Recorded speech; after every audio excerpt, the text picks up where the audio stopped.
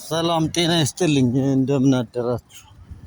ዛሬ ደግሞ በማንኛውም ስኬት ጫፍ ላይ ያው የፈጣሪ እጅ እንዳለበት ልነግራችሁ ነው። ምክንያቱም ብዙ ጊዜ ምንድነው ፈጣሪን አንተ ቅደም ማለት ነው። በቃ በማንኛውም መንገድ ምክንያት ሆኖ እንትና እንዲያደርግልኝ እንላለን እንጂ የፈጣሪ እጅ ስላለበት ሁልጊዜ በጠዋት ተነስተን ወደ ስራም ስንሄድ ከስራም ስንመጣ አንተ ቅደም ፈጣሪ ሆይ አንተ ቅደም።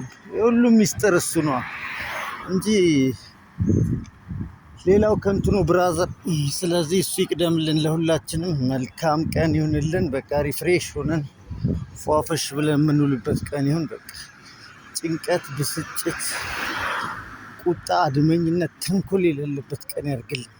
ሰላም፣ ፍቅር፣ ደስታ፣ ፌሽታ፣ ሳቅ በሳቅ ብለዋል። አንድ እርምጃ ዛሬ ስንራመድ ነገ አንድ መጨመራችን። መልካም ቀን